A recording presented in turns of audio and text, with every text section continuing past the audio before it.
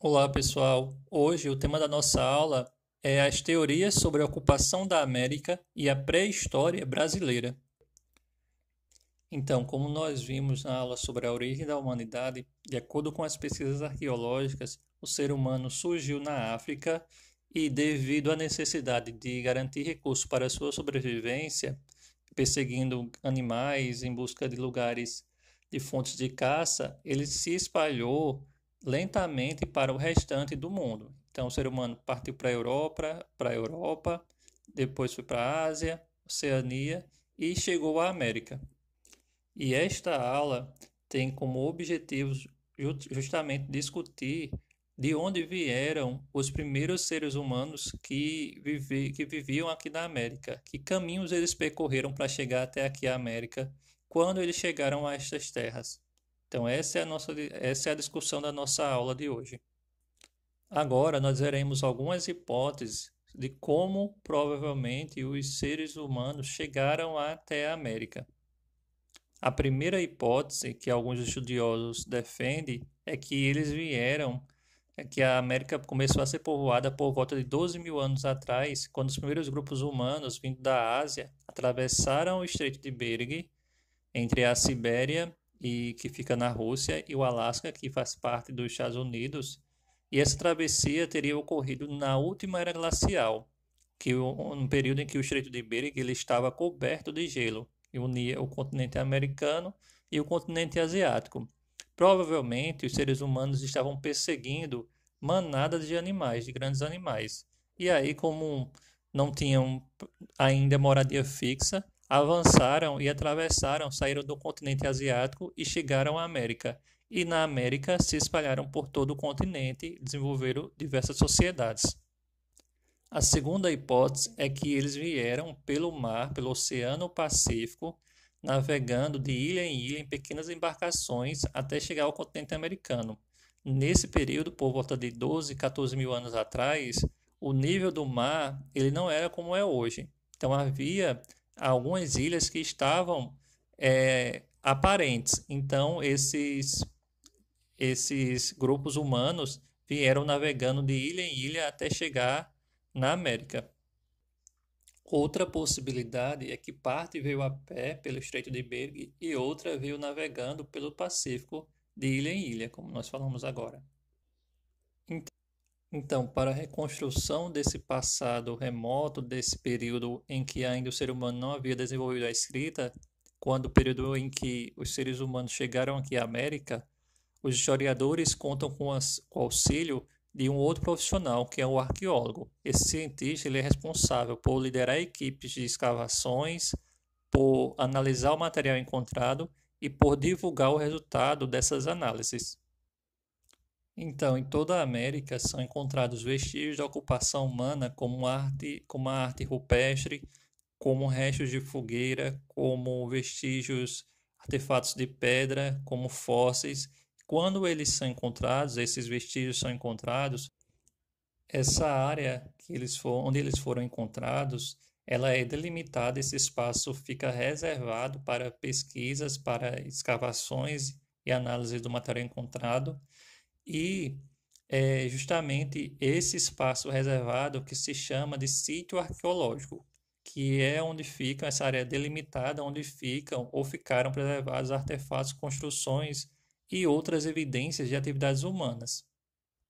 Um desses artefatos mais encontrados em toda a América são as ferramentas produzidas de pedra, tanto de pedra bifaciais como unifaciais. As pedras bifaciais são as que são lascadas dos dois lados, como pontas de flechas, pontas de lanças e perfuradores, geralmente utilizados na caça de grandes animais.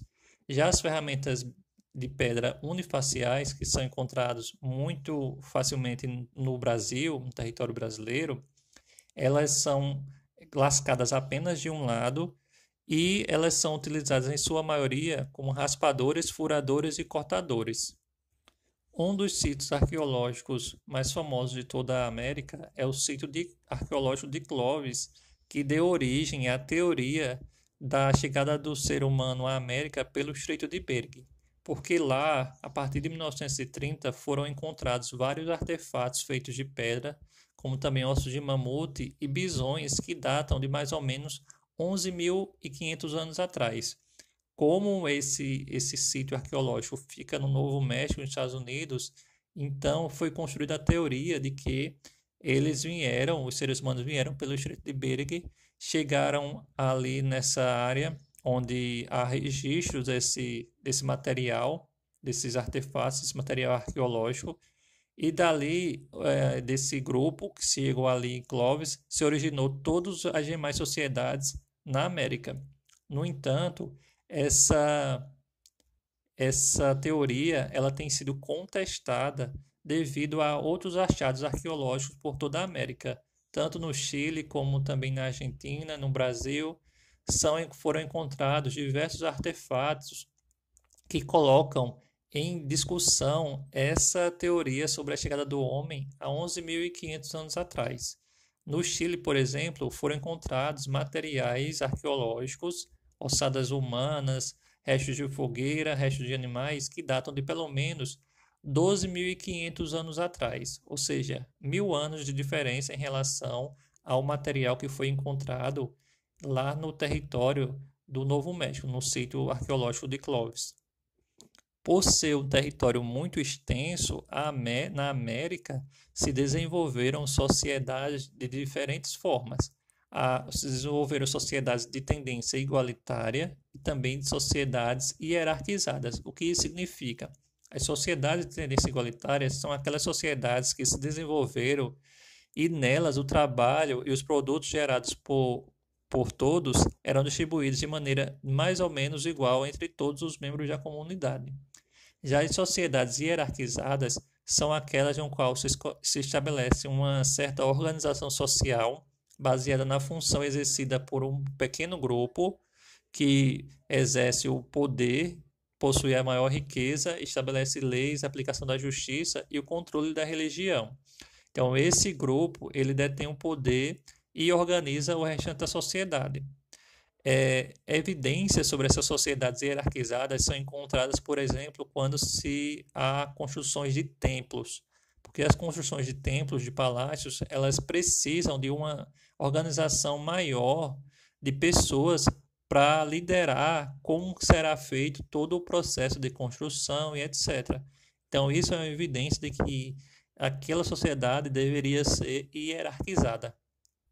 Agora nós iremos falar sobre como as pesquisas arqueológicas no Brasil, como os arqueólogos brasileiros e os achados aqui no Brasil que foram feitos, como eles se inserem nesse debate sobre a chegada do homem à América e quando isso teria ocorrido. E como e quando teria ocorrido. Um desses debates é realizado pela arqueóloga Niede Guidon, que desde 1970 trabalha nos artefatos, na análise, na descoberta e na análise de artefatos encontrados em São Raimundo Nonato, no Piauí. Ela defende que os seus achados, que foram artefatos de pedra lascada e restos de fogueira, eles foram produzidos pelos seres humanos e esses achados já foi comprovado que possuem mais de 33.000 anos. Mesmo não tendo encontrado ainda fósseis, mas ela defende fósseis de seres humanos dessa data, mas ela defende que a ocupação humana da América ocorreu há pelo menos 33.000 anos atrás, e não há 11.500 anos nem 12.500 anos atrás, mas muito antes disso. Parte da sociedade científica, de outros pesquisadores, eles acreditam na teoria de Nied-Guidon e outra parte, eles não acreditam, não aceitam a sua teoria, dizendo que as provas apresentadas por ela, por Nied-Guidon, podem ter sido produzidos por incêndios florestais, no caso das restos de fogueiras e do carvão que foi encontrado, e as lascas de pedras podem ser o resultado do esfacelamento das rochas, ou seja, esses materiais seriam resultado de fenômenos naturais e não da ação humana. Então, até que novas evidências sejam encontradas e que de fato um fóssil com esse tempo nas suas análises demonstra esse tempo de idade, sejam encontrados, a discussão permanece aberta. Esse debate ele continua a existir. Esse sítio que foi idealizado por Nia Guidon, que foi uma das pioneiras nesse trabalho de pesquisa lá no Piauí, em São Raimundo Nonato, se chama Sítio Arqueológico Boqueirão da Pedra Furada. Então ele se encontra no Parque Nacional da Serra Capivara e em 1979 foi inscrito na lista dos Patrimônios Mundial Cultural da Unesco. Nele há diversos vestígios da ocupação humana, como milhares de pinturas e gravuras rupestres representando cenas de dança, animais, caçadas e etc. Então, agora falando especificamente de um povo que se desenvolveu em Minas Gerais, é o povo de Lagoa Santa. Esse povo era baixo, magro e comiam pequenos animais. Possuíam uma expectativa de vida muito baixa, morriam com cerca de 30 anos. E foi desse povo que se originou um dos fósseis mais antigos de toda a América, a qual foi dado o nome de Luzia em homenagem a Lucy, que é um dos fósseis mais antigos do mundo. Esse fóssil de Luzia, ele foi revelado ao mundo por Walter Neves, que é um arqueólogo brasileiro, professor cientista da Universidade de São Paulo, e ele, em suas análises, concluiu que esse fóssil, a partir da reconstituição dele, ele possui características negroides mais parecidas com os africanos e com os aborígenes australianos do que as populações de origem asiática que vivem nas Américas. Então, o que isso significa? De acordo com a interpretação dele e outros pesquisadores, isso significa que provavelmente a ocupação da América ocorreu por duas levas migratórias, por duas ondas migratórias. Uma, todas vindo pelo Estreito de Bering, mas segundo eles, uma veio há mais ou menos 14 mil anos atrás, que seriam do grupo pertencente à Luzia, e depois veio outro grupo, mais ou menos há 11.500 anos atrás, que é de origem asiática, e aí se espalharam pelo continente americano e estabeleceram e sociedades foram desenvolvidas. E há também aquela hipótese da chegada da América pelos grupos humanos vindos pelo Oceano Pacífico. Então, agora nós iremos falar sobre os povos dos sambaquis. O que acontece é que há mais ou menos cerca de 11 mil anos atrás, a temperatura terrestre começou a se elevar e com o derretimento das geleiras e o aumento do nível do mar, alguns grupos passaram a viver na parte do litoral e a consumir peixes, moluscos e crustáceos, além das atividades de caça e de coleta também. No entanto, essas conchas que eram consumidas, as conchas dos mariscos que consumiam, eram depositados em locais determinados, formando uma espécie de montes, que receberam o nome de sambaquis, porque significa sambaqui, na língua tupi-guarani, significa monte de conchas, uma tradução literal. Então, essas conchas vazias eram deixadas no chão e iam se acumulando. Com o passar dos anos, elas foram formando verdadeiras montanhas de conchas, sobre as quais eles construíam suas cabanas e dentro das quais eles enterravam seus mortos. Há diversos sambaquis em toda a América. Então, em todo o território brasileiro se desenvolveram culturas e tradições agrícolas ceramistas. Então, a cultura Itararé-Taquara, que se desenvolveu há cerca de 2.000 anos e tem características semelhantes às culturas nativas que existiam na Argentina e no Uruguai. Eles produziam peças de cerâmicas relativamente pequenas e com paredes finas. Quando a gente fala cerâmica, são essas peças produzidas de argila cozida. Suas casas, as desse grupo, eram subterrâneas e possuíam túneis onde eles guardavam seus alimentos e por onde fugiam ou se abrigavam quando eram atacados por inimigos. Havia também a tradição Una, que era um povo ligado à fabricação de instrumentos de pedra polida e objetos também de cerâmica, que viviam da caça, da coleta e de pesca e cultivo de alguns gêneros, como o milho. E também a tradição Aratu-Sapucaí, que está associada à construção de grandes aldeias, com aquelas aldeias que são colocadas, dispostas em círculo, e a fabricação de tecidos e objetos de pedra. além de cerâmica, de uma cerâmica bastante simples.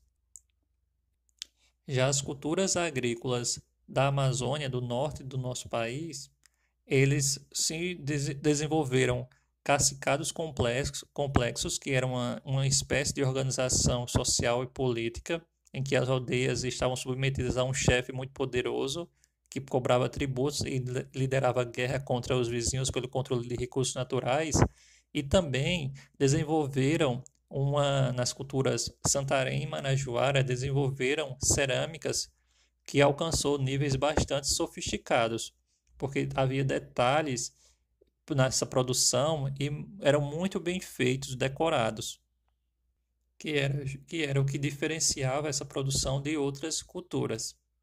Então, essa foi a nossa aula de hoje, pessoal. Espero que tenham compreendido. Um abraço e até a próxima aula.